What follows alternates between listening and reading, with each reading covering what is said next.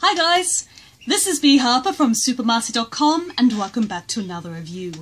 Okay, so here is something a little bit different.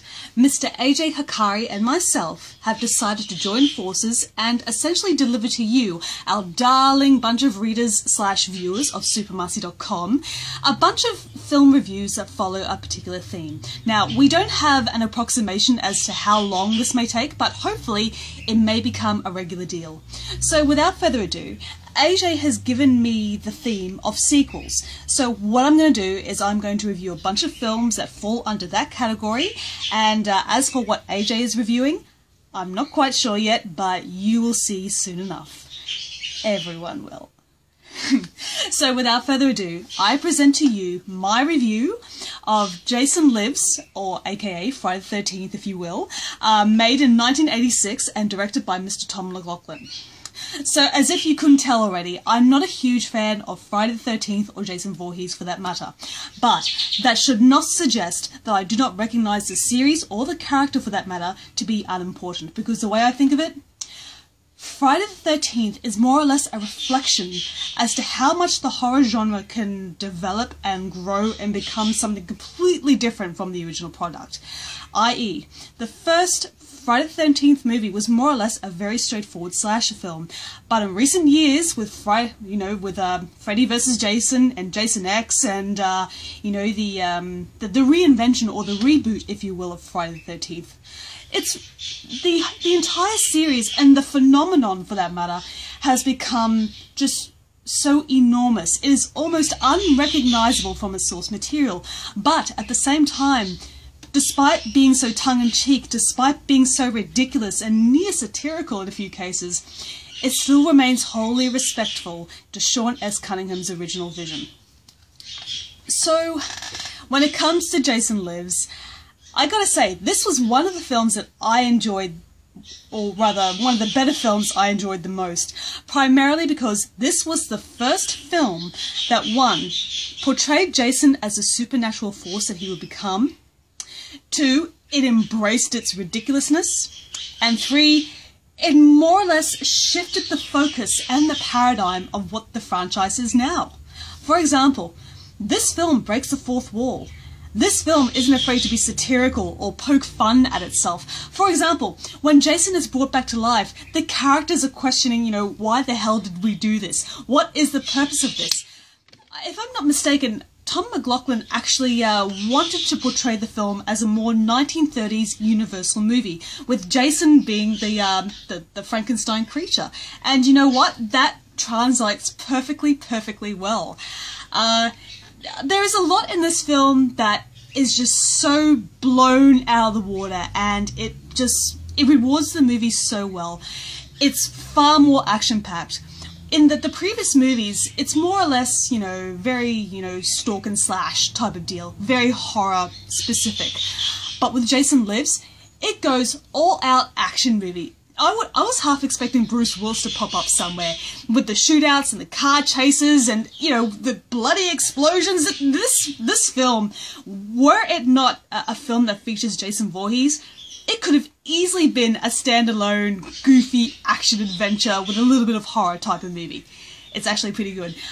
But what I like the most is the satirical angle. Even though this film, tries to... maybe it tries a little bit too hard in a few cases, I can definitely admire the fact that these directors, or rather this director, and the people behind this movie are not afraid to just take the mickey out of their film. And prime example, the portrayal of Jason. Now, for one, and I feel I can freely admit this, I did not know that Kane Hodder was not Jason in this movie. As far as I'm aware, 2 separate guys played him. Yes, I've got notes, see, I can admit my mistakes. And, yeah, 2 guys portrayed Jason in this movie, C.J. Graham and Dan Bradley. Now, I'm not quite sure as to what the circumstances were to dictate this choice of having 2 guys, but I think one of them was fired after a little while and another was brought in, but I can't presume to know. I wasn't there. So, in saying that, The way Jason is portrayed in this movie, it is absolutely superhuman. He is Superman. This is Jason's movie. You don't really care about the heroes, or rather heroes, in this movie. What you care about is Jason. What you care about is who he kills, how he does it, and just how overblownly stupid, dumb, hilariously awesome it is.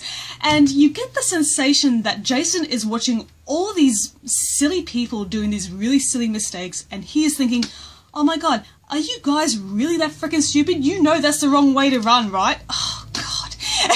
Jason is such a blue-collar worker in this movie. He's just he's the guy who cleans out the sewage pipes, and, you know, he doesn't say anything about it, he just does his job, but deep down he really freaking resents it. He knows that he is way better than, you know, what he's been given, but beggars can't be choosers, I suppose.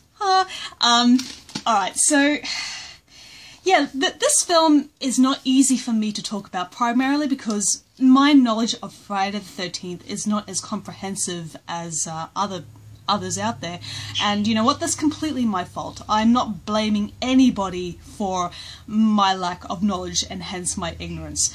But as I said before, the way Friday the 13th is that it is essentially a reflection as to how horror can grow and develop into a completely different beast. And Jason Lives pretty much kicked off this trend. Without Jason Lives, we may not have got Freddy vs. Jason. Now, once again, I wasn't a huge fan of that movie, but hey, I had fun watching it. And Jason X, yeah, I love that movie because of how bloody goofy it was. I mean, Jason goes into space and becomes this overpowered cybernetic serial killer thingy. It's freaking awesome. And without Jason Lives, without the fact that this film pushed the envelope and dared to do something different with the source material, Friday the 13th may not have been so enduring. So essentially we have this film to thank for that. So all said and done, I give Friday Jason Lives a 3.5 out of 5. No, look, no one has ever accused this film of being artistically brilliant and a true insight to the human soul, but you know what? This is a damn fine, entertaining horror/action movie that just happens to have some psycho wearing a hockey mask wielding a machete. Yep, the kills in this movie are pretty damn phenomenal. What you really gotta love about Friday the 13th is that it is not afraid to just push the envelope, even if it is completely physiologically impossible for this type of stuff to happen. It still happens. And who are we to argue? We know it's not real, and therefore we are far more credulous towards this. I'm using lots of big words that I cannot fully pronounce. I really do apologize, but you know what? It is about 7 o'clock in the morning, okay? And but yeah, all in all, Jason Lives is a damn fine, entertaining movie, and for that matter, it is the genesis of what this franchise has become, and you got to give respect to everybody behind this movie who made it happen. So now, Mr. AJ Hakari, I defer to you, and I shall see the rest of you in the next video. Ta-ta!